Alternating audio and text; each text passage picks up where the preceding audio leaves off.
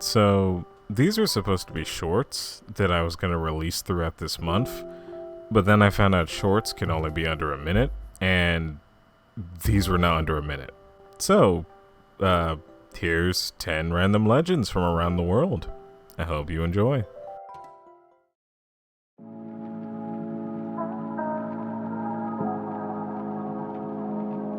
Soap Sally.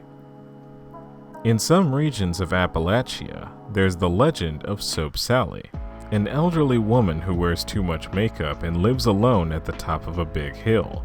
By day, she was just like any other resident of the town, but by night, she was someone to be feared, as she stalked the roads at night looking for children who had run away from home. She grabs them by the hand in a vice-like grip and drags them away, never to be seen again. People say she grinds them up and turns them into soap, specifically lye soap, a special kind of soap that could also be used to wash dishes, clothing, and other household items, which was made from the fat and bones of animals. Using children as the main ingredient, Soap Sally would make her own special brand of soaps, some even saying the soap was modeled to resemble children's hands. And what would she do with the soap? She would place them in a sack or basket and go from town to town, selling it cheap to unsuspecting parents. Sometimes the very same parents to the children she had killed. Those parents, completely oblivious that they would later wash themselves with the remains of their own children. The legend of Soap Sally began to make its rounds, and parents made sure their children were safe indoors come dusk, warning them to be home by dark or Soap Sally will get them. Although, some folks say that the parents of misbehaving children handed them over to Soap Sally willingly as an easy, clean way to get rid of them. After her death, parents began to breathe a sigh of relief, confident that the nightmare was over.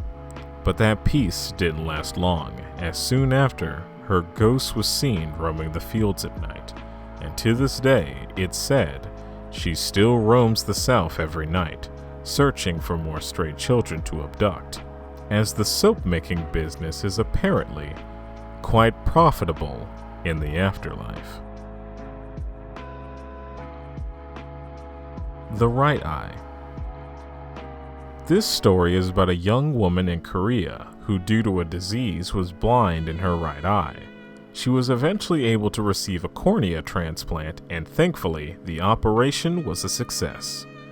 A week later, after being released from the hospital, she suddenly stopped going to work. Her friends couldn't get in touch with her, and when her parents called, she didn't answer her phone.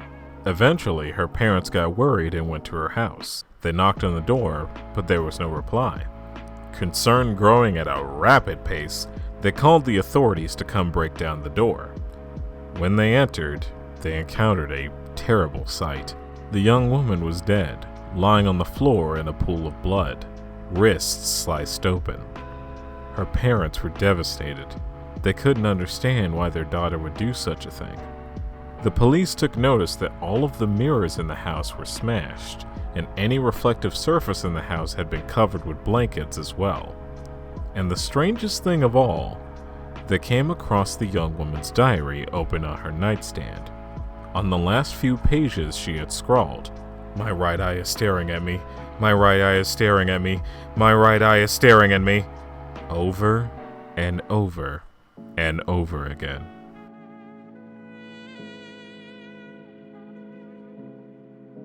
Pishtaco. This legend from Peru and Bolivia details a kind of vampire or boogeyman that roams the region, killing innocent victims and draining them of their body fat. They use their teeth or handmade tools to extract this fat from their victims, and any other interpretations involve the Pishtaco having a sort of appendage that erupts from its mouth, or having tiny teeth-filled suction cups on the palms of their hands to drain the body of its fat. Body fat was seen as a sign of good health by pre-Hispanic cultures. As such, it's believed that these creatures grew such a hunger for fat in order for them to live forever. The more fat they consume, the stronger these creatures get, able to strike fast and overpower any of their victims, even as they begin to bloat and grow in size over the amount of fat they gain. Fire is said to be their only weakness, but others have said that starving the creature is also possible, albeit very risky. This legend gained some relevance in 2009 after an incident where the national police in Peru stated that a gang naming themselves after the legend were murdering people, extracting their fat, and selling it on the black market for use in cosmetics. However, this was very quickly questioned by doctors, security experts, and even other members of the national police, who not only called the alleged market for fat into question, but also poked holes in the ludicrous method stated by the police on how the fat was extracted by these gangsters, which, in case you're curious, was to chop off the head and all the limbs, remove the organs, suspend the carcass from hooks above candles, and wait for the fat to drip into tubs below. Which, I'm not gonna lie, that is metal as all get out, but very counterintuitive, as fat can only last like 30 minutes outside of the human body, so there would be no way that the fat would be able to get into the hands of buyers and actually be utilized in that span of time. It was eventually revealed to be a hoax used by the head of the National Police's Crime Investigation Division in order to distract the media for some unlawful killings they performed in previous years. And once the cat was out of the bag, that guy got placed on leave for good. Which, hey, while there weren't any gangsters, at least some form of vampire got caught for their crimes. Single Braid. There is a road that runs along the campus of a university in Hong Kong. They call it Single Braid Road, and many students claim to have encountered the ghostly figure of a girl with long braided hair walking alone at night. The legend goes that one night, a girl and her boyfriend made plans to sneak into Hong Kong from the mainland. Being illegal immigrants, the two hoped to simply ride the train without incident. But fate had other plans. Two police officers made themselves known and began to perform a surprise check for passports and identification. Worried that they would catch her, the girl, in an act of desperation, opened the window and attempted to jump off the moving train.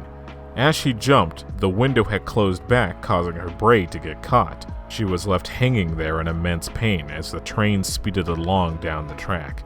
Eventually, her hair was ripped from her scalp, and she tumbled down the hill and rolled out into the road, where she succumbed to her injuries and bled out.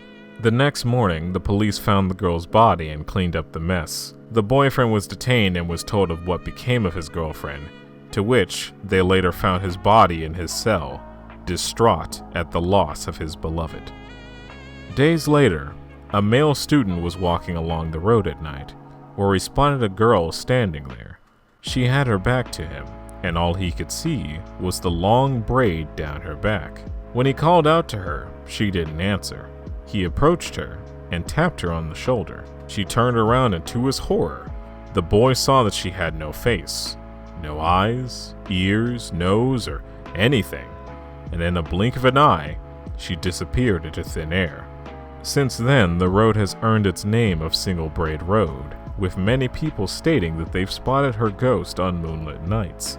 But interestingly enough, only male students have been able to see her. Blind Maiden. This urban legend from Spain details a website known as Blind Maiden. They say if you try to go to the site normally, you'll find nothing but a 404 page. But if you follow the following rules, you'll be able to access the site. First off, you must be alone. Secondly, you must turn off all the lights in your home. And thirdly, you must go to the website at exactly midnight on the night of a new moon. If everything is done correctly, you will be granted access to the website. But once inside, you will be shown picture after picture, one after another, boys and girls, their faces twisted in dreadful fear, mouths frozen in a silent scream, and their eyes missing, with two vacant holes in their place. According to the legend, some lines in Spanish will be displayed on screen, roughly being translated to, "Welcome, This website will take you to a whole new level of horror, one that will use all 5 of your senses. Be very careful not to click on anything by accident, as you will be faced with a real experience of absolute horror. Click the Accept button to engage in this experience. Below the text are 2 buttons, Accept and Decline. This will be your last chance to back out, and if I were you, I'd take it. You might feel tempted or morbidly curious, but do not accept. Click the Decline button, which will forcibly close the window and make the site inaccessible again. Now, what would happen if you clicked Accept? Well, the legend continues to say that the screen would stop showcasing the montage of faces and instead show you your home or place of residence. A silhouette will be seen walking, letting itself in despite you knowing that the door was locked, and making its way to the room you're currently in. Soon you'll see you, your own back as you watch the monitor intently, and that's when you'll feel that you're no longer alone in this room. The presence behind you will grow stronger until you feel a tap on your shoulder. The last thing you will see before you die will be that of the Blind Maiden, her malicious, horrid gaze piercing your very soul before she rips out your eyes one by one. It's said that she'll take a picture of your face so that you will forever be a part of the website's picture gallery, along with everyone else who was daring or foolish enough to click Accept.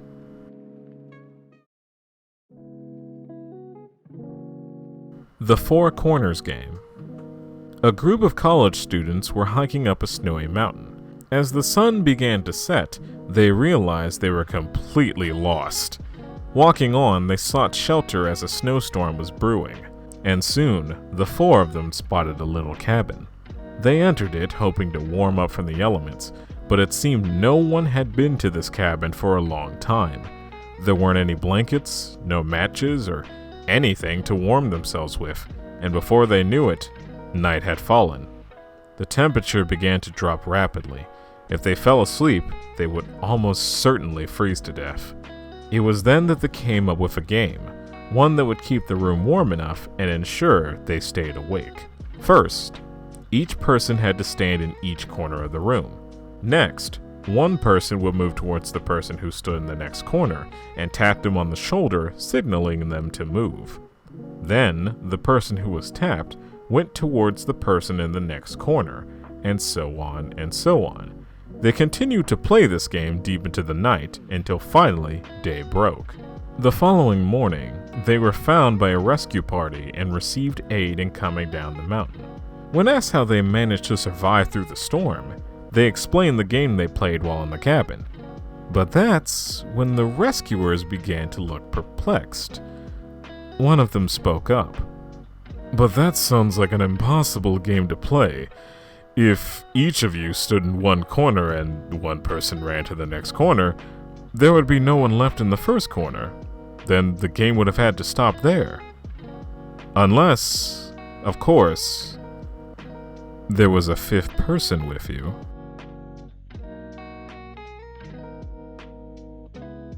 Bus 375. Also known as the Bus to Fragrant Hills, this story was said to have happened on November 14, 1995 in Beijing.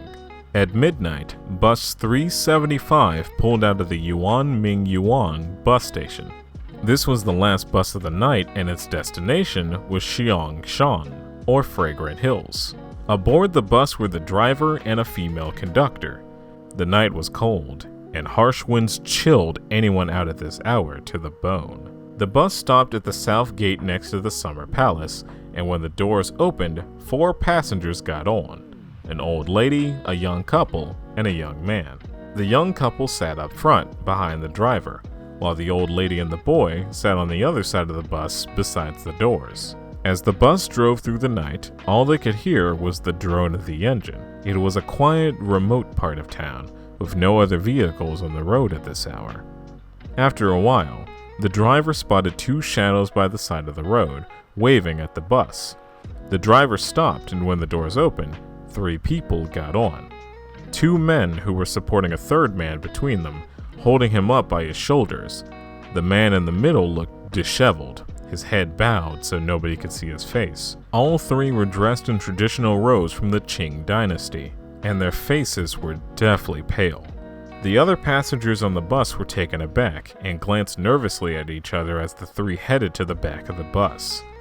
The driver pulled off and continued down the road, while the conductor tried to calm everyone down by saying, "Don't be afraid, they could be just actors shooting a costume drama in the vicinity.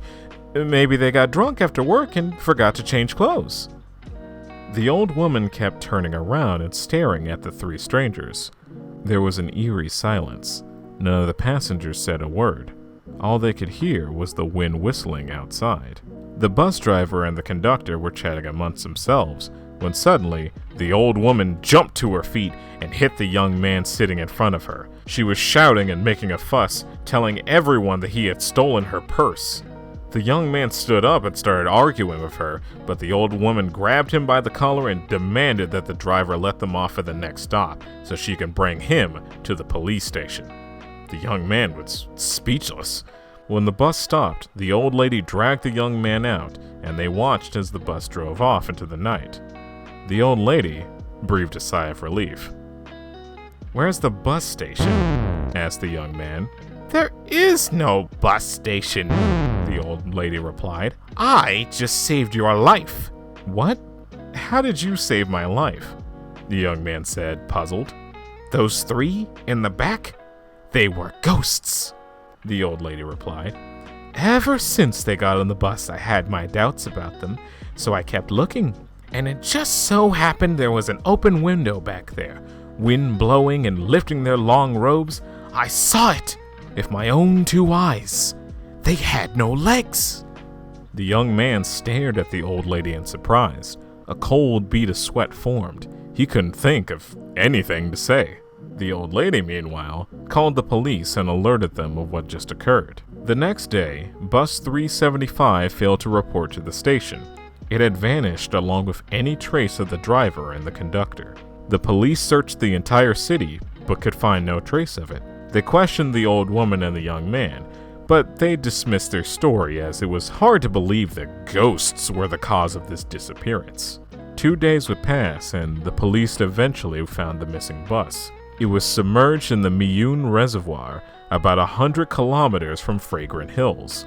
Inside the bus, they discovered 3 badly decomposed bodies: the driver, the conductor, and an unidentified man. A plethora of oddities stood out about this discovery.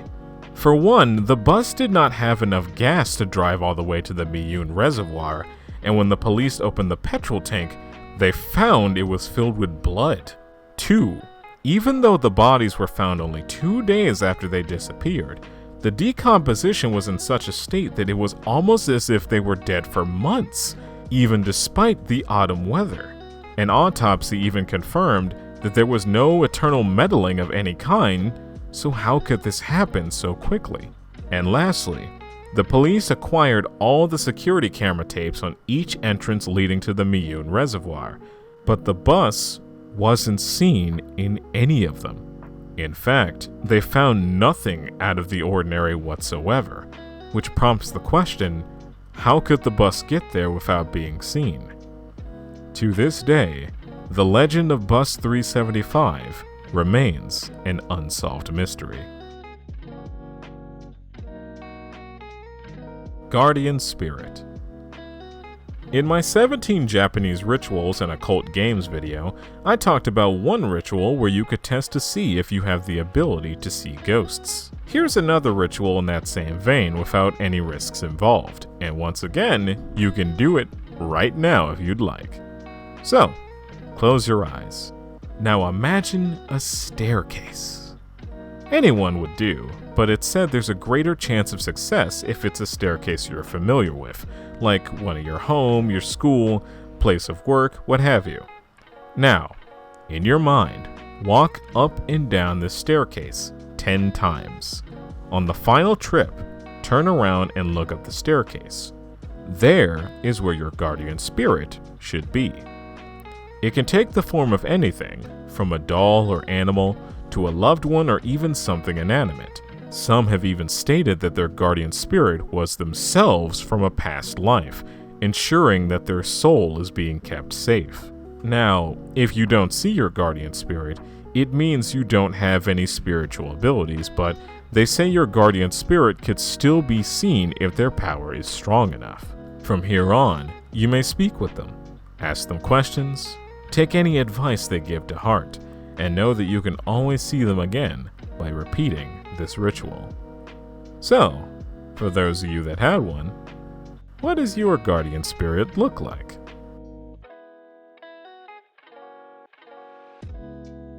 Fan deaf.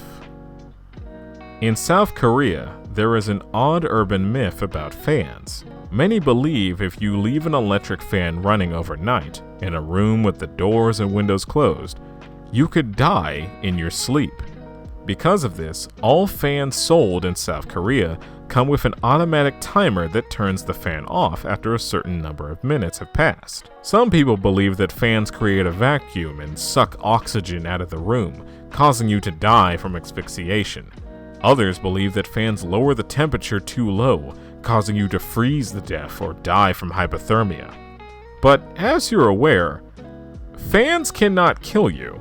They cannot possibly lower the temperature enough to do such a thing, or displace enough oxygen to suffocate you. Sleeping in a room with a fan is perfectly safe, and yet, South Korea is the only country that believes in fan deaf. Korean newspapers have even had stories as late as 2011 that headline with people found dead with a fan directly facing them. But every single article would retract that statement, citing no evidence that the fan was truly the cause of death. The missing floor. Also known as the non-existent floor, this legend is apparent in multiple parts of the world, and it all stems from a fear of a cursed number. Whether it's the number 13 in the States or the number 4 in Asian countries, every place in the world seems to have an aversion to one specific number. Upon going into the elevator of an older building, you'll see buttons for every floor present except for 13 or any number containing a 4. Depending on the city, you might even find both missing, being replaced by the likes of 3A, 12A, 12B, or just being skipped entirely. Many stories and legends have spawned over the years due to this phenomenon. A legend from Japan specifies a man in Tokyo who went missing for 5 years and was found looking exactly the same as he looked on the day of his disappearance. According to him, one day he discovered that there was a button for the 4th floor in the elevator of a 3-story building. Out of curiosity, he pressed that button and arrived at a floor that looked to still be in construction. He began to hear whispers from unknown voices, asking who he was and if they could help him. Eventually, he got creeped out enough to leave, and before he knew it, 5 years had passed. In Vietnam, there's said to be a story of a man who accidentally pressed the button for floor 14 instead of floor 15, which trapped him into a never-ending maze of hallways where he was lost forever. In Moscow, they have a slightly different phenomenon. As button panels were manufactured in a limited variety of sizes, elevators would often be installed with panels with more buttons than necessary, like a building with 9 floors having a panel in the elevator with 10 buttons. This, of course, leading to rumors of secret underground dealings or meetings occurring right above residents who were none the wiser. And in America, there's stories like a group of students who had to stay in a hotel overnight for a field trip and end up on the 13th floor. Things seem fine come morning, but on the way back, their bus stalls on train tracks and the doors refuse to open, trapping them as a train soon speeds down the tracks and crashes into them. While this phenomenon is slowly phased out with newer and newer buildings finding no merit in fearing numbers, there are still plenty of buildings out there that have chosen to be safe rather than sorry.